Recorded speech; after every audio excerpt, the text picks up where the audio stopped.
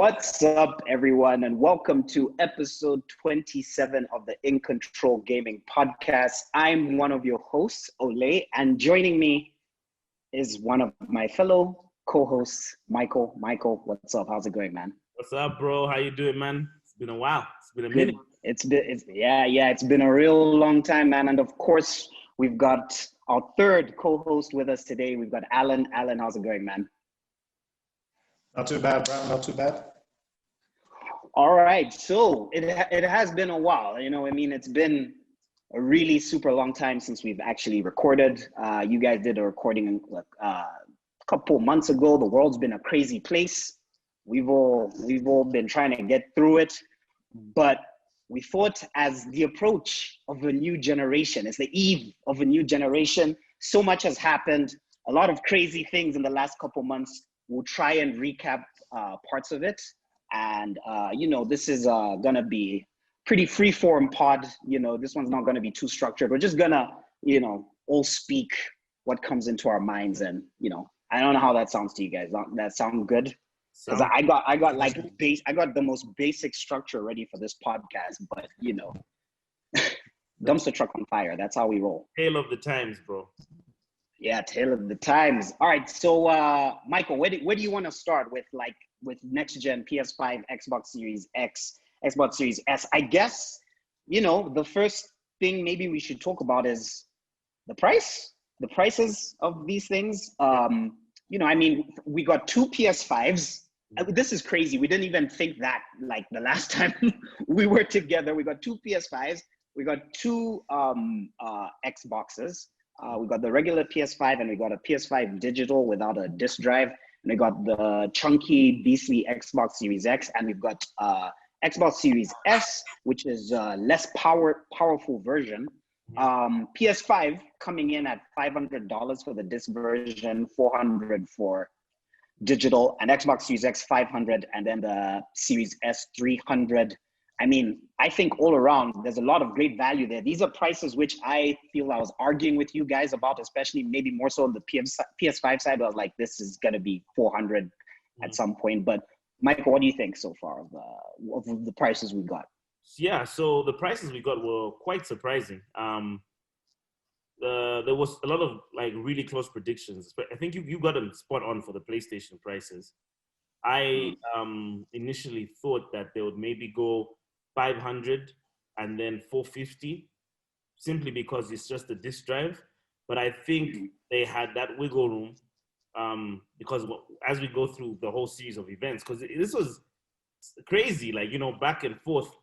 So they, I think, had strategically planned that we're going to undercut within the range of 450 to 400 because it came out at 400, which is, for me, it's very clear it was a competitive cut because that I don't think a Blu-ray disc drive from the people who invented Blu-ray would cost $100. So they must have that wiggle room.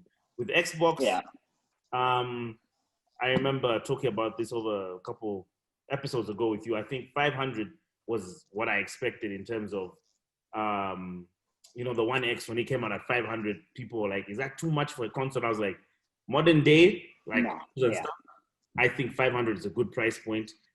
When I saw some of the specs and so on, I even started thinking, especially with the specs, the specs as well. It's crazy. You might even go higher. So 500, I think, was their competitive one.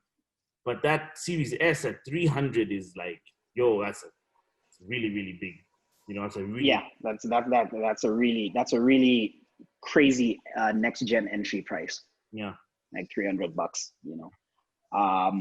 I think that was, I think there's good value all around, basically, you know what I mean, in terms of pricing, because people were panicking about $600 and that kind of thing. And it's like, I never really thought that was going to happen because the PS3 happened, you know what I mean? And people aren't going to really want to touch $600. So, I mean, and it's great. I think it's great pricing, we should add, in terms of what's happening in the world right now, this pandemic, whether you're coming in, you want a Series S at 300 with Game Pass on top of that, or even if you want to stick with PlayStation, you don't necessarily have to go 500. There's the $400 option as well. So there's flexibility for kind of what you want. Now more than ever, the PS3 conference has not aged well, because in these times we're going through, if both consoles had to go at 600, we would be mad, but I think we'd be a bit more understanding due to the times and the tech. So it's crazy when you think that way back then, that was at 600. And I think that was an important thing to learn for everybody, you know, with the pricing. Right. Yeah. No need to get a second job, Mike. No. I don't know if you also want to give some quick thoughts on price or anything. Yeah, so I was on the more expensive end, looking at the two consoles. I was anticipating the Series X to be 600 and the PlayStation to be 500.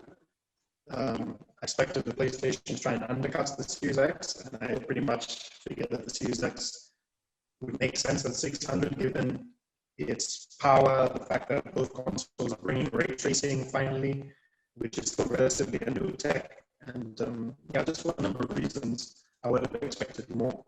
The fact that they both are capped at 500 and have options less than that, at the end of the day, that's only good for the consumers. So no complaints on my side.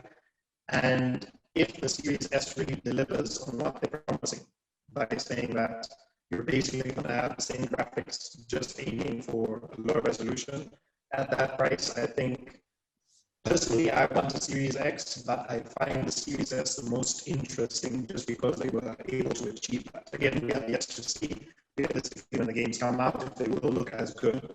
But I think especially for a lot of international people who still haven't made the leap to 4K TVs yet, that makes it a very enticing offer to save a couple of bucks and still have something that is visually as pleasing as if it was on 4K for $200 more. So kudos to both teams for not really going above that $500 mark. And yeah, I'm just looking forward to really what the visuals are like for that price, considering the times that we're in. Yeah.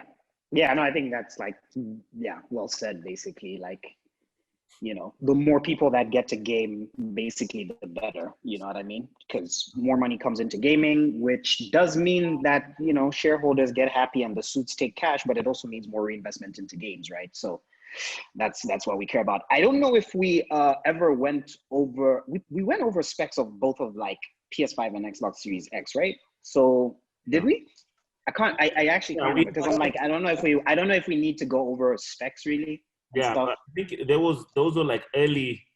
I think we knew the Xbox. It was kind of the leaks, right? Yeah, but I think at this point in time, I mean, we could put a graphic up. I think a lot of people that know about these consoles kind of have a good grasp. The only thing I'd want to just go over, I think we need to just confirm, because I actually wasn't sure, but it seems that the digital PS5 will have the same hard drive space, right?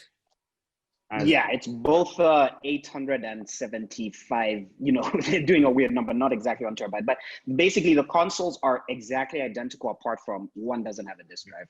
Yeah. There's absolutely no difference. Yeah. So, yeah, basically on that front, yeah, I think we're pretty covered. Cool. Okay. So maybe we can talk a bit about launch lineup, right? Because that's why we buy new machines, is to play games. So what I'll do is I'll go on I've got the Xbox Series X launch lineup here. And then some of these obviously are going to be multi-plat. So, okay, so we have Assassin's Creed Valhalla. That's a cross-gen game. We know it's going to be 4K. I think it's confirmed on Xbox Series X, right? 4K 60. Yeah. And then I think I saw a rumor like last week that it's basically 4K 60 as well on PS5. But I think, Michael, you're the one who's really excited about this game, right? I feel like you've been the one kind of getting excited about this Assassin's Creed. From what I've seen, I'm burnt out on this new Assassin's Creed formula. I can't play another one. Yeah. Like after Odyssey, that was still 2 years ago, but I'm just like, I'm good, man. I'm good for now. But how are you feeling about it? I know you were kind of excited. So, I mean, it's weird because I feel like this launch setup this year that we've had in gaming has been unlike any other year. I mean, it feels like it's been 2 years, because normally, you know, we normally have a good idea of what we're going to be playing by the middle of the year. end of the year we're getting the consoles. This year, I mean, even talking about Assassin's Creed, it feels like so long ago now. I'm like, oh my gosh, you know, that's supposed to be the game now. But like with the delays to a game now, which I think will be the biggest game this year, Cyberpunk and so on, I feel like some of that focus is more towards that. Assassin's Creed looks great, no lie. But I think since it was first announced and all the stuff that has happened since then, it's slightly moved back, you know, in terms of the order of like, you know, what do you want to buy? Yeah, I think you're right in saying it would probably be a bit gobbled up by Cyberpunk because they come out pretty close, right? I think maybe they're a week apart. Mm. So, I mean, Assassin's Creed is Assassin's Creed. It's gonna sell, but oof, I think it might be tricky next to that. Okay. We also have Bright Memory, which we got to see at that third-party Xbox Games Showcase, if I remember correctly, which is like that really like it's an indie game made by one guy with like hyper-realistic kind of AAA-ish kind of graphics, first-person shooter with melee stuff as well. That looks pretty cool. You guys will love this. FIFA 21 is coming to PS5 and Xbox. Isn't that great? You know what I feel? So we all know. I mean, that's expected. I was gonna say, you know what I feel with this the console lineup time? It's one of those weird launch window times. Like, I think majority of people are looking. They know the third-party games that will be here. Sleeper game might be Watchdogs. That might be a really, really cool game. But most likely, it's, you know, we're worried about the. I'm kind of excited for that. Yeah. Yeah, you know, you have Cyberpunk. People who want to play the Demon Souls remake. But all in all, we're just kind of getting over that next-gen phase because I think right now, next-gen, yeah. excitement for gamers is like, I don't think many people are literally buying PS5s or Xboxes primarily for the launch games. I think they're buying them for what they think is going to come, you know? There's because I listen to Kind of Funny Games podcast a lot, and the key thing they always say is when they jokingly always ask each other what's next gen about, and the answer is always convenience.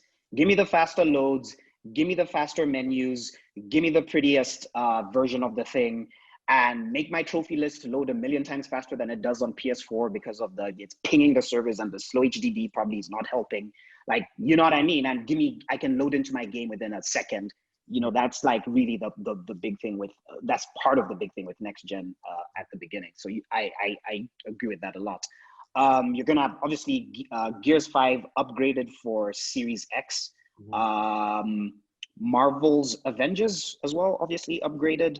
You're gonna have NBA 2K21 on both systems as well. Tetris Effect, which I think is Xbox Series X exclusive because that's the non-VR version of Tetris Effect.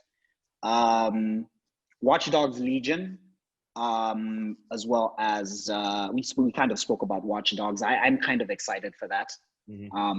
Actually, I'm pretty excited for Watchdogs, to be honest. I don't know if I'll get it straight away, but I actually do want to play that game, you know. And Yakuza Like a Dragon, which has like an exclusive Series X basically enhancement, isn't it, as well? Yeah. I'm gonna sprinkle in some PS5 stuff that's not third party. Okay, so we got Demon Souls. Alan. Yep. I think you played Demon Souls. Maybe you can talk about what you thought of what we saw with Demon Souls in that PS5 showcase, and it's a launch title, but maybe you can talk about that a bit. Yeah, man. I guess bringing up Demon Souls, we have to talk about the PlayStation 5 conference a bit.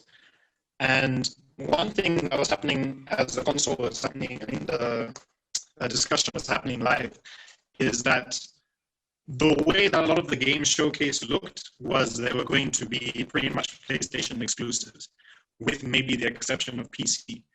And then as soon as those trailers were available on GameSpot, IGN, the end of those trailers kind of told a different story. So we all initially thought both Demon Souls, Final Fantasy 16, which we'll also talk about, were all just PlayStation exclusives, but it doesn't actually look to be the case anymore. Demon Souls though is Demon Souls is a PS5 exclusive because they came out after that fuck up with the PC. No, full exclusive. They came out with the PC thing and they were like, no, that was human error of someone putting the wrong thing. Like, no, it's full PS5 exclusive. It's so convoluted because now you know that's you know if something is an exclusive, no problem, it should just be like black and white. But then now when there are so many of these little quotes, okay, so maybe for this one, maybe that one's different, maybe this one's time.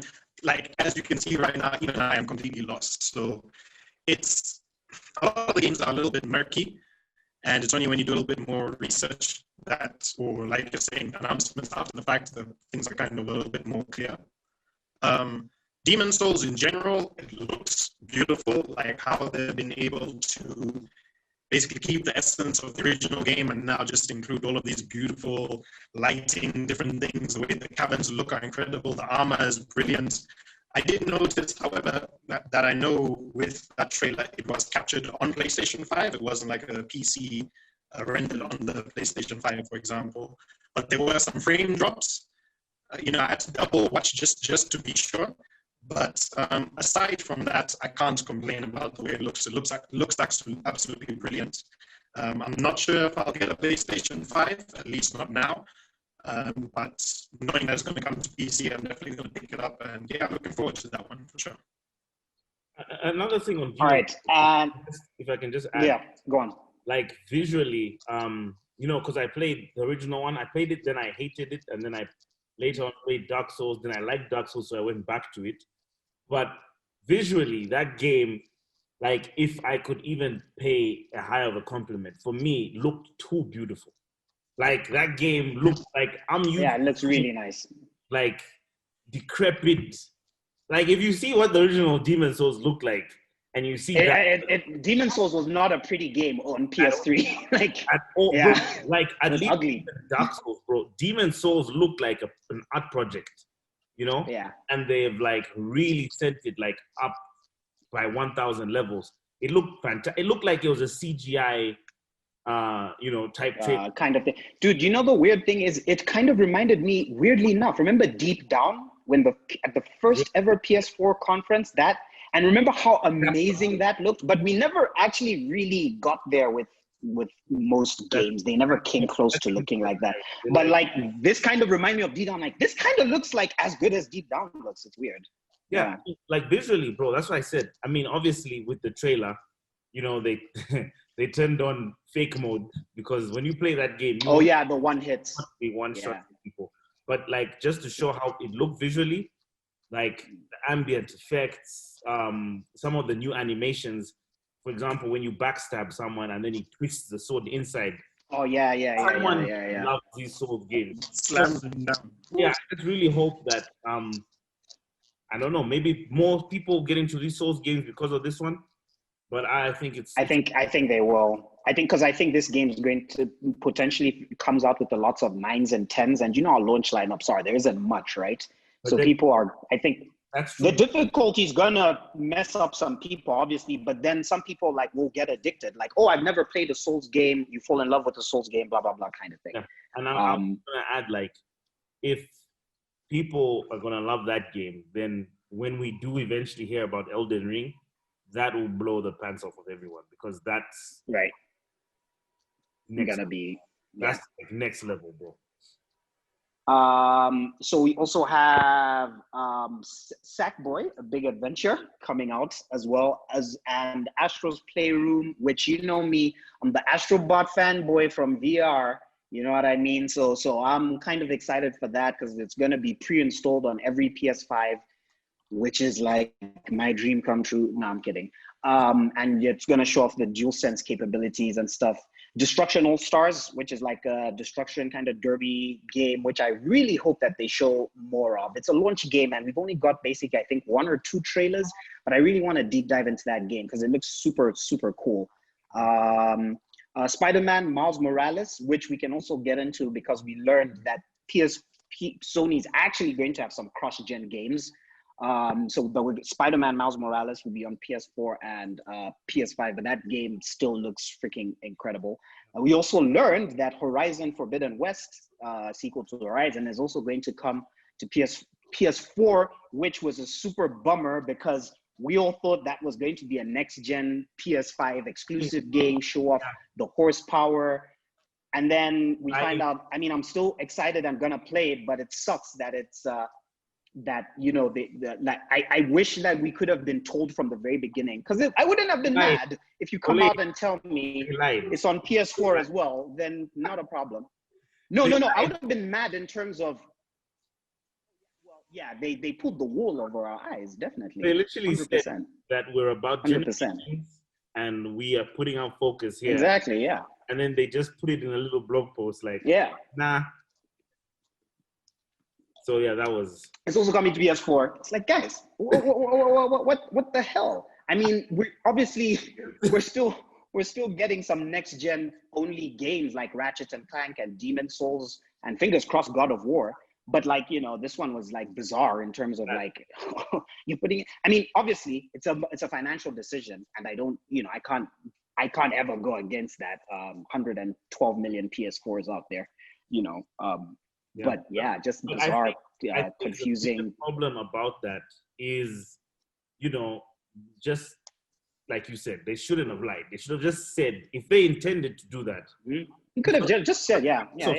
Because the thing is, but it doesn't go against your argument. You can still say we believe in generations, right? But we want these specific franchises because of how big the place. We're not idiots. We can understand that. We know you want to make money. So you can still say, guys, Demon Souls, Ratchet, all these games are only on PS5. But, you know, some core franchises were thinking transition. We need to, you know, make as many people in the PlayStation community. I'm doing Jim Ryan's job.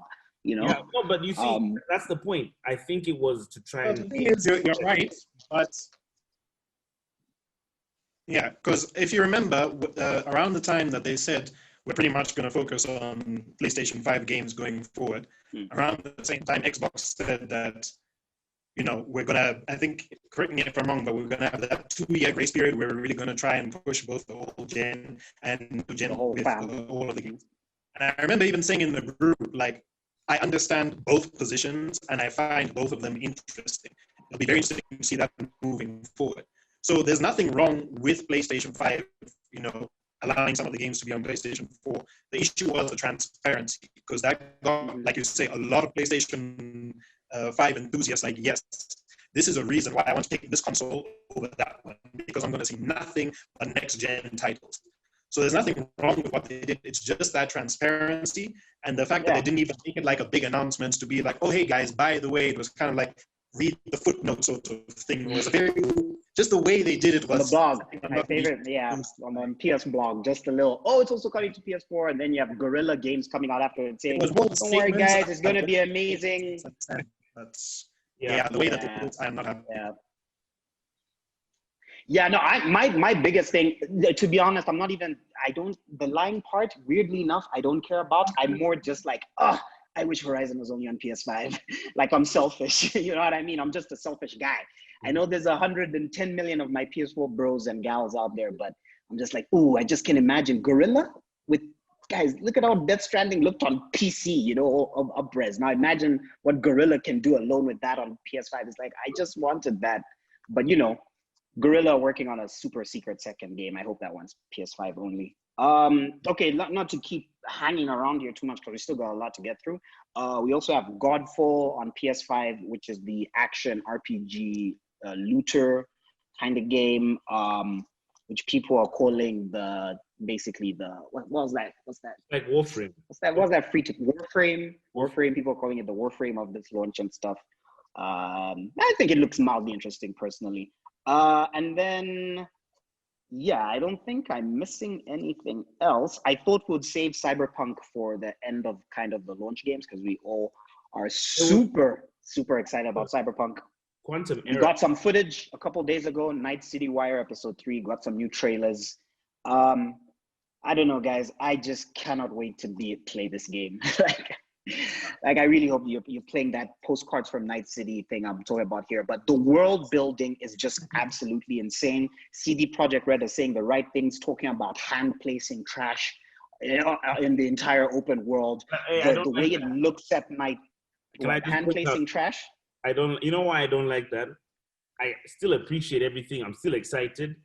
But the last time I heard something like that was when I was being told that each machine has special buttons on Fallout 4. I don't need to know all that. The last time I heard stuff like that, yeah, it's always one of those things like, oh, if you see it, you can go there, kind of thing, right? Yeah. When game developers say that. Yeah.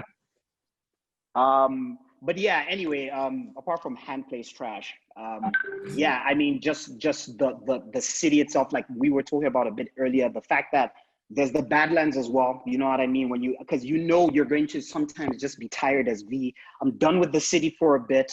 I want to go clear my head out in the desert. All that stuff looks amazing with all the racing we'll do out in the Badlands, all these different kinds of jobs. But yeah, man, I'm super looking forward to it. It's going to be a free upgrade for Series X from PS4 to PS5. Same thing with whichever Xbox you're on. It'll just get the best version for that system. Mm-hmm. But yeah, I'm just really looking forward to this game, man. Like, you know, my walls are telling a story, man. This is all Cyberpunk stuff. You know what I mean? So, yeah, how you feeling, Michael, about the game? I mean, you know, we've been talking about this game for quite some time now. 3 years? Yeah, 3 years, delays. We first saw it in 2011. So to finally say, let's close this chapter. Let's get this game. The production value looks there. The melee combat doesn't look too good. The guns here, there. Yeah. So I just think it's one of those things that will have some of its flaws, but I think the overall production of everything will just come together so well that you'll be like, yeah, okay, you know, I can get over this because I have this. Because the biggest strength will be the storytelling. You know, if you've got such an amazing dynamic world with amazing storytelling and all that stuff, and reasons to have conversations like this, you know, to discuss what the other person did over what you did. I mean, the life paths alone, right? Yeah. Corpo, Street Kid, or Nomad. Yeah. Like, you know, that alone is gonna influence everything. Alan, you want to say anything about Cyberpunk 2077 as well? Yeah, man, I think it's been covered not only here, but before. It's obviously the most anticipated game of this year, probably of the end of the generation, really. Yeah, just when it comes out, grab it, play it, see it from there. Yeah, take a month off of work as well. That's gonna be a big boy. Yeah, so that's launch. There's tons of other games that have time because there's a lot of cross-gen stuff. There's a lot of coming at launch window stuff that I kind of haven't fully gone into, like, you know, Ratchet and Clank, Watchdogs Legion, Oddworld, you know, but you know, I think it'll be a decent launch. I think whichever system you're playing on, even on PC, man, like, you know, because again, those 3080s are out. I can imagine Cyberpunk on that. Must be absurd, you know. Yeah, so I think that'll kind of, I don't know if there's any other specifically next gen stuff that anyone kind of wants to bring up. Well, there's an elephant in the room. Secured, everybody got their pre-order. Yeah, I mean, like I was saying, there's a bit of an elephant in the room. What we came to know as the gaming structure of things was kind of... Oh, no, I was keeping that separate from next gen. I was just going to say this, like, this is its own thing. Yeah, when you drop $7.5 billion, you know what I mean? Like, that's why I was saying next gen specific, but yeah. But yeah, what Michael's kind of getting at is we're recording this a day later, where Microsoft basically just bought Bethesda and all its studios from ZeniMax for $7.5 billion. So so Bethesda basically with Arcane, id Software, who do Doom, as well as who else? Which of the other? They've got Arcane, id Software. Who else is there? It's a bunch of. Oh yeah, the Wolfenstein team, Machine Games. So basically, yeah, all those studios are now part of Microsoft first party, which, I mean, this is literally, I think, the craziest buy I've ever seen in gaming. I don't know what would, maybe like Activision Blizzard as well was insane when those two merged. You know what I mean? Yeah. Because you'd have kind of not seen that. That was also really crazy. But, you know, this is also its own level of crazy. So, yeah, Bethesda is basically part of Microsoft Studios. So Fallout, Skyrim, Elder Scrolls, you know, as a Microsoft, Doom, Microsoft owns all that stuff. Prey, you know what I mean? And that's just that. I was completely shocked when I saw that news. I was like, holy crap, you guys are not. They've always been close as well, Bethesda and Microsoft. Yeah, like, but you know, but you still could not picture this because they've got so many studios. Yeah, I mean, for me, we've been on this podcast for a couple of years going, you know, I was kind of trying to see some of the plans that maybe Microsoft were trying to figure out what they were doing. You actually called it on Game Pass very, very early. Like you could see like, hey, look. You went back and watched the tapes? Yeah, man. I mean, it's what did I say? Remind me. Go back to the group. I know. You actually, these are your words, bro. You said that, yeah, right now, yes, there's like a commando game on Game Pass, but this could be industry changing because the more games they get there, the more first party games, that could be their play. And I mean, personally, for me at that time, I still thought that now maybe they're really trying to go for, you know, the blockbuster style market, like, you know, games that you haven't played, whatever, only. But you actually on the episode said, nah, guys, this could be industry changing. And what happened yesterday, like, it's not something I want to just go over because, I mean, the whole internet knows and was beating it up and everything. But what happened yesterday, I think, has really made a seismic shift in gaming. Like, Game Pass subscribers have gone up by 50% in 6 months. That was before this happened, you know? A lot of people that don't really get into gaming as much subconsciously always say, okay, what's this Game Pass thing? But do Xbox have games? That was always the thing. It was always my thing was always like a content perspective because most of the first party games Microsoft have done this generation, they've had some good ones, but some of them have been like average. And I know people like those games and stuff like that, but some of them have been like, they haven't like smacked. But once you buy Bethesda, you know, even though they're coming out with a buggy version of Elder Scrolls, that smacks. You know what I mean? That's going to hit you in the face. When they come out with a new Doom, that's going to hit you in the face. And that's when people now get into, it's a simple thing. I joined Netflix because of House of Cards. You know what I mean? Like, I was like, yo, it was the content that drove me to the service. You know what I mean? And now they've got these big AAA games that are now guaranteed to be on Game Pass day one.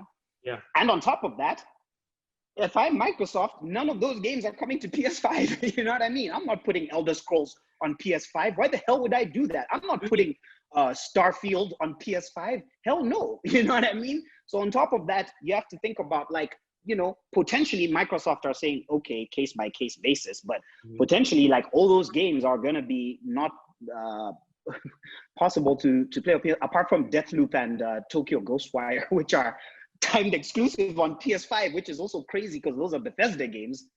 But oh shit, did we lose Alan? Yeah, we just lost Alan. We lost Alan. But the thing also, I just want to say with this is that it's such a big shift, not just because like Bethesda alone have come on board. I don't know if you guys watched the previous episode, the Xbox conference now, if people go back, they'll actually realize if they initially just, you know, the biggest thing there was Halo, you know, Halo Infinite, whatever.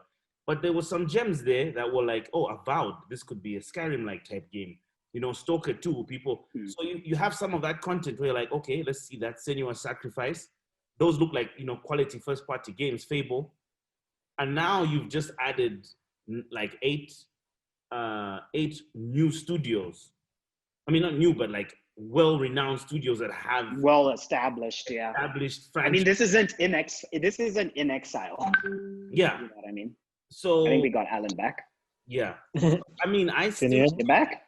Okay. There we go. Yeah. This actually sounds the best for me. I don't know about you guys. Yeah. It is. Yeah, you actually sound really good. Wow. Nice. Wow. So I don't know, Somehow. Alan. You kind of lost us. What are your thoughts on the Bethesda thing? You know, over the last 2 years, we've seen Xbox really pick up the slack in terms of a lot of criticisms that have been pointed at them over the years, pretty much ever since the Xbox 360. The biggest one being exclusives. So 2 years ago, we saw them begin to acquire some of these studios, things like Obsidian, Ninja Theory, and so on, which already showed that they had basically a priority in mind of getting games, which is quite surprising because it's not just that Xbox have bought game series, they've bought studios. The number of titles that have just immediately transferred under their belt is insane. So the earlier acquirements, like over the last 2 years, those we expect to see new IPs, whereas Bethesda has a lot of established IPs where now we're wondering, does that mean exclusives or timed exclusives? But long story short, no matter what they do, profits go to Microsoft. because also, even if the games aren't console exclusives, if Xbox decides to let the games still be available on PlayStation or Nintendo's next console, if it's capable of playing such games, you still have to think about the fact that they're going to be part of Game Pass, meaning that day one, these big titles like Doom, Elder Scrolls, and so on will be available for, at least at the present pricing, $15 a month, or even less. $15 is the Game Pass Ultimate. Whereas on PlayStation 5, for example, each game you can expect between $60 and $70. It's looking like the new standard for a new game might be $70 moving forward. So you also have to factor that into the equation, because the value in terms of buying the games or having them available on Game Pass easily becomes hundreds of dollars. And that's just for these Bethesda titles. We're not even talking about the other studios that are included in the ZeniMax deal. Yeah, no, I think like everything you said is actually very true, because especially the big thing is, even if those games are on PS5, which again, I think after Starfield it's game over, but even if they are on PS5, it's on Game Pass. Like, so people be like, I'll spend $15 or whatever, and or even $30, 2 months or whatever, finish whatever Elder Scrolls, and I'm cool. Versus paying, if though it seems like everyone's prices are now going up by 10 for this gen, so it's 70. So the value proposition is definitely there. Yeah. I want to ask. And they've got Microsoft hilariously have the most studios now. Yeah, as I was about to say, they have the most. You think, like, right now, They have the most studios. On everything you've said, Ole, I'm just curious. Like, the way we went into the last generation, Microsoft had the slight edge over Sony, and then got obliterated by the PS4. Going into this gen, I think it's safe to say Microsoft have semi-bounced all the way back and are now more scary to Sony than they were, in this last generation, because of the moves they've made. Yeah, probably. And the thing is, they're probably even fueling the arms race, which is also the other thing. Like, now, is it a game of buying publishers, basically? Because even Amazon and Google and them, let's not forget, Stadia's in the back. And they could, for them, buying Bethesda for $7.5 billion is absolute chump change. So, we've also got this potential publisher arms race coming up. But yeah, like that's the thing, is like they definitely bounce back. That's evident. Like, all the Game Pass stuff, the consumer friendly stuff, the studios they had bought, like some of them I was like InXL, and them they're smaller, but they had some good guys like Obsidian in there and stuff like that. And now with Bethesda, it's this whole thing. So like, definitely they pose more of a threat to Sony. especially with the Game Pass, angle. But I still think like the thing is like, you know, it's also PlayStation. Like it's not like it's game over for them either. Anyway, they still put out a lot of great games. The hardware is also at $400 at a good price.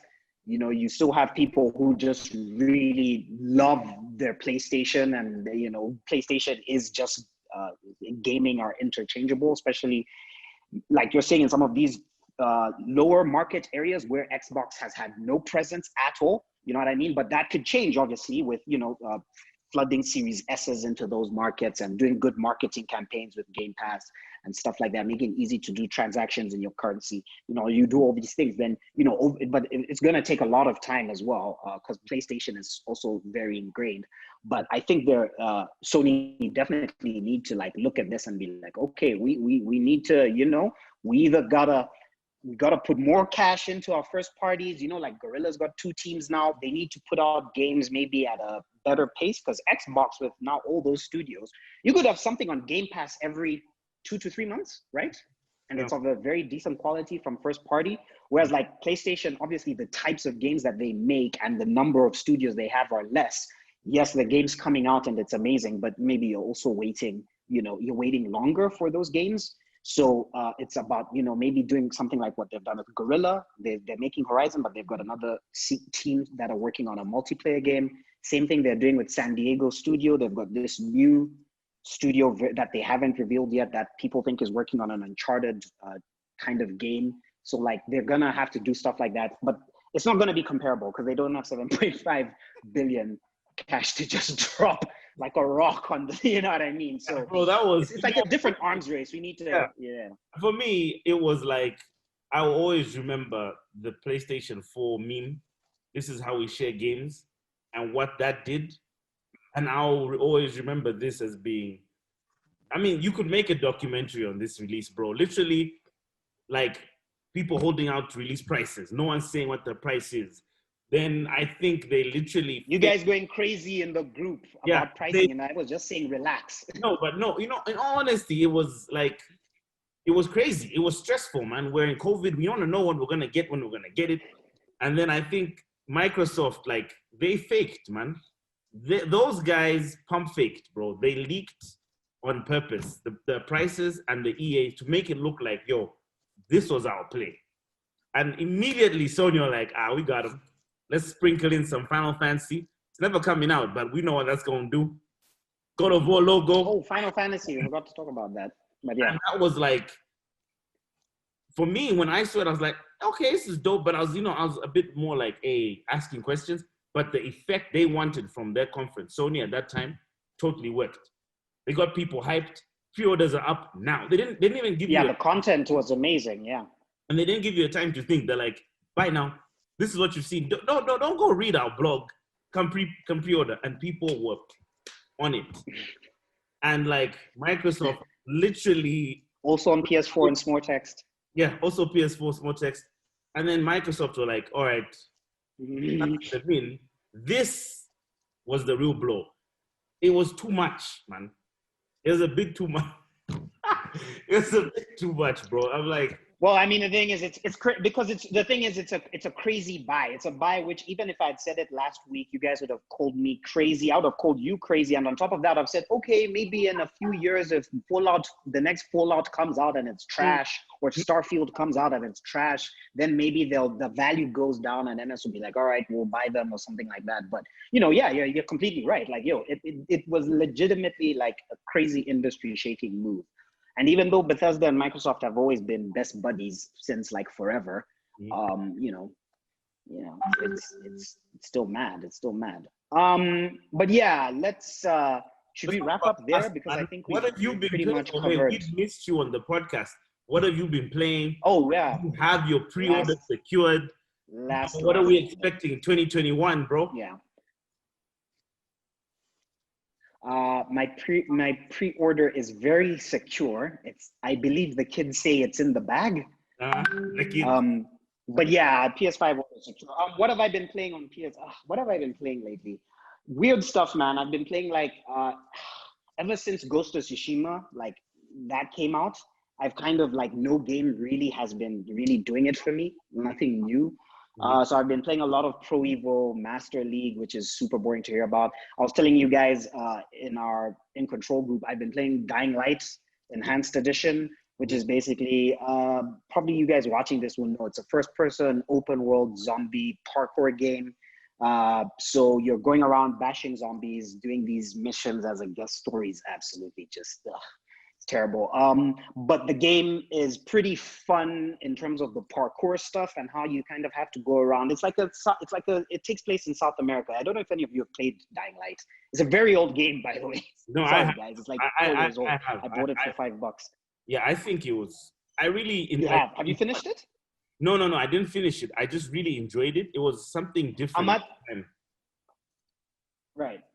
You know, I appreciate it. I definitely like, yeah. I never played Dead Island, but yeah, I appreciate like what it's doing is kind of different for the zombie genre in a way, but the melee in that game absolutely sucks. Like, I don't like the melee. I'm not clicking with it that much. The swings for the headshots with the little dot reticule is just not working for me. I know you can, get better skills to become better, but it just feels like you're playing wiffle ball or whatever it's called, wiffle bat. It doesn't feel great. So I kind of am losing steam to continue playing that. And yeah, I'm just trying to think if there's anything particularly interesting else that I've played. Finished Control's last DLC expansion, which was cool, kind of, to do with Alan Wake. So Alan Wake and the Control universe basically meld together. Story was pretty cool, but they reuse a lot of assets and areas, so that kind of sucked. And what am I looking forward to next year? Yeah, man, next year I'm super excited for Ratchet and Clank Rift Apart. Like, I cannot wait to play that game. The 2016 reboot revitalized my interest in the series. You've seen what they're doing with the SSD stuff. It looks really cool in terms of the instant dimension hopping and stuff like that. Very excited for that.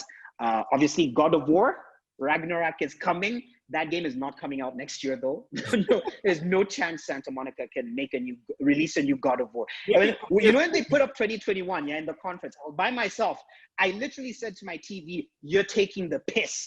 And not you're taking the piss with happiness. I was frustrated. I was like, don't bullshit me now. There's no way you guys can put out a new God of War in 3 years or whatever. The hype, bro. So, but yeah, if it happens, it happens. Horizon Forbidden West, yes, it's coming to PS4. It sucks that a Gorilla can't fully take advantage of the SSD. But you guys know how much I loved how I fought for that game in Game of the Year 2017. You guys know I put it all on the line for that game, like Astro. You know what I mean? So I'm super excited for Horizon, obviously. And I don't know if we know much else of anything that's even specifically PS5 stuff, but even third party, I don't think people hold it. Super excited for the Harry Potter game, the new Harry Potter game that's coming. Hogwarts Legacy. I don't know if you saw the trailer during the PS5 showcase. So it's a Harry Potter RPG. I am a super Potter nerd, no shame. I love Harry Potter. I love everything about Harry Potter. And being able to just make my classic black students going to Hogwarts, learning magic, all that stuff. I absolutely cannot wait for this game. So yeah, I'm super hyped about that as well. Shout out, this is a smaller game which probably no one will care about, but I love the studio, is Housemarque, who've done stuff like, they did Resogun at PS4 launch, which was literally the best game on PS4 for like the first 3 months. So they have this new game called Returnal, which was at the OG PS5 showcase. So it's basically like you're this lady who crash lands on a planet, and she lives on this alien planet, and she's living these infinite loops of dying and trying to figure out what the hell's going on and how to escape and stuff like that. But the key thing with Housemarque is their gameplay is absolutely superb. It's all bullet hell kind of games. So their gameplay design is like really, fast paced. You're really gripping the controller. You're making split decisions, that kind of thing. So, and this is one of the first times they're actually going crazy, like with more a AAA budget. And on top of that, they're adding story, because their games are basically arcade games usually. But they're putting a story into this one, which looks really dope. I know some people from Remedy who worked on Control are working on the story for this. So Returnal, keep an eye out for that, man. It's like, I'm very excited about that game. Super excited. Right. Yeah, I think that's it for next year. Pretty much that I'm hyped about. Yeah. For me, How about you, man? For me, bro, I've been playing Wasteland 3. That game has really been slapping, man. Slapping, quite different. Really, really dope game. I love the choice and the way it's quite punishing with this RPG elements, you know? You really have to think things through. You have opportunities you can miss. I love the XCOM style combat and, you know, trying to build up your squad and everything. Also starting King's Crusaders 3. Knight's Crusaders 3, I think. Yeah, the PC game. Okay. Crusader Kings, there we go. Crusader Kings 2. I'm gonna be starting up on that because I need with your PC game. Ooh, Windows DOS in there. Make sure your floppies are ready. Yeah, so that's been pretty good. For me, excitement. I don't know why you haven't been talking about this game. This might be bigger than Cyberpunk, bro. But Bugsnax. What game is this? Bugsnax, bro. Talking about some Bugsnax. Talking about some Bugsnax. Yo, sorry, man. Forgive me. Bugsnax, man.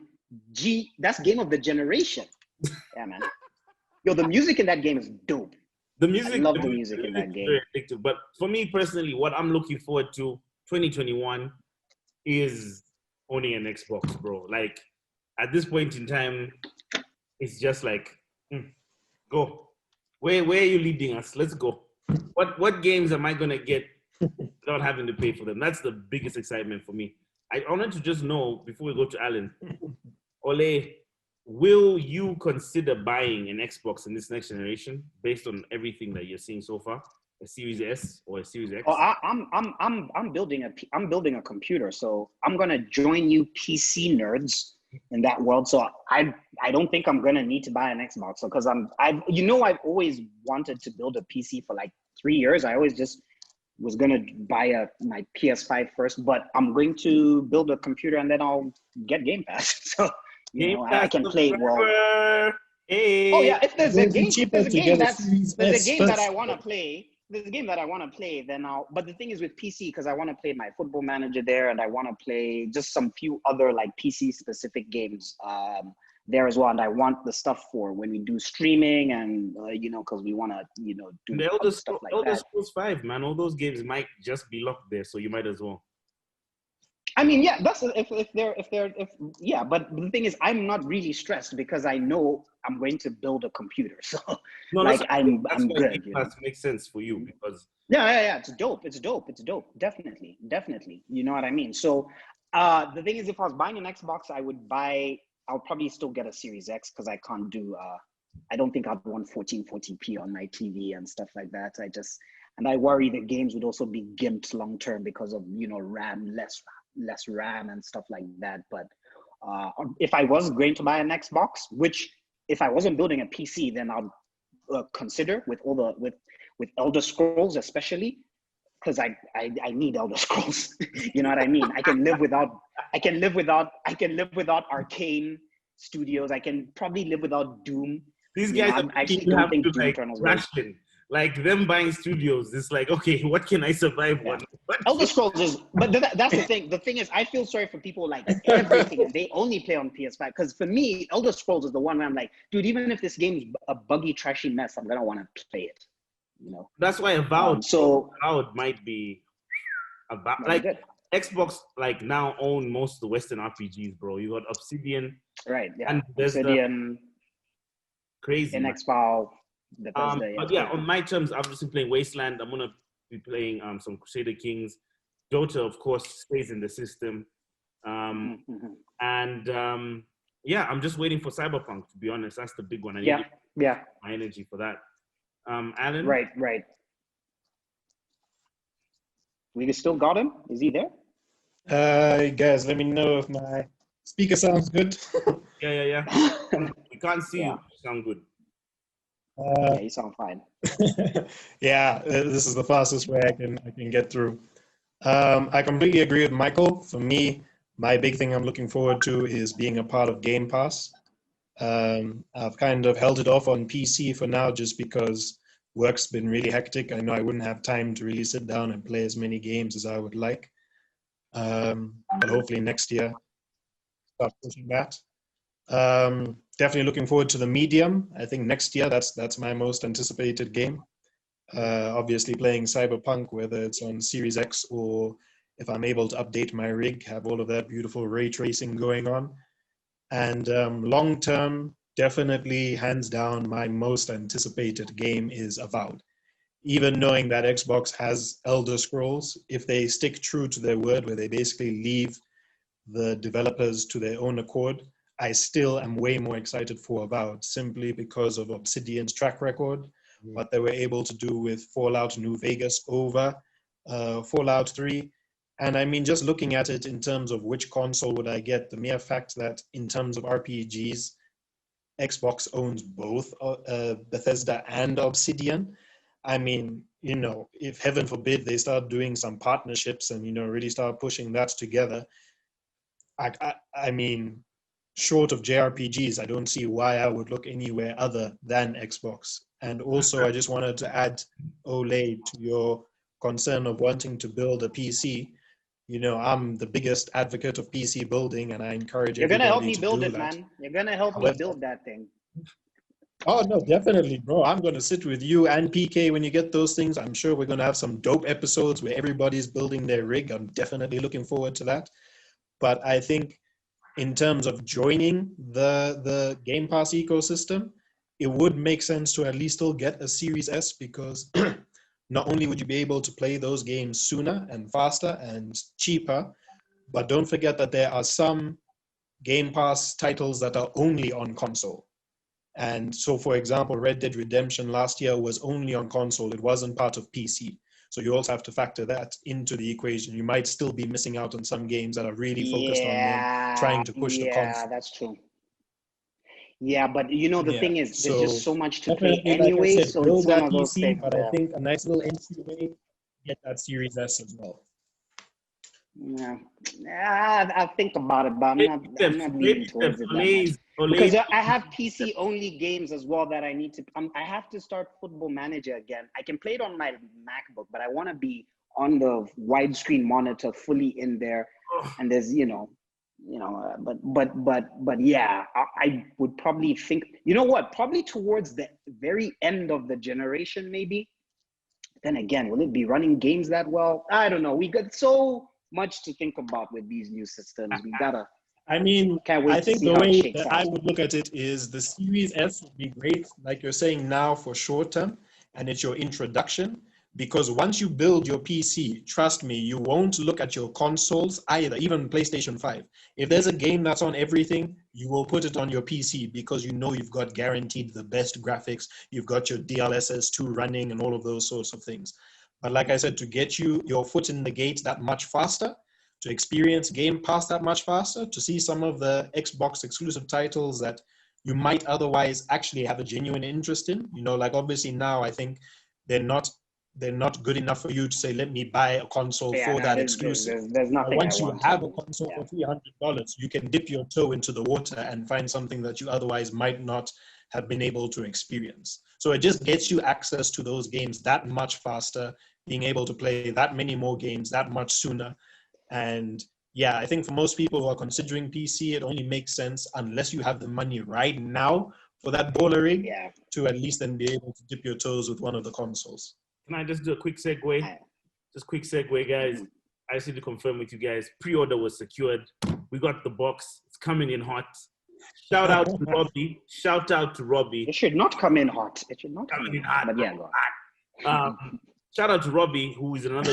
I mean, this man has been like Team Sony from way back when I used to be a Sony fanboy. And he just shocked me today with that pre-order secured. So congrats to him as well. He's joined Team Xbox. He's got really fast internet. So download the games for me on Game Pass, and I'll just come get those install files. But yeah, man, this is positive. Gotta figure it out.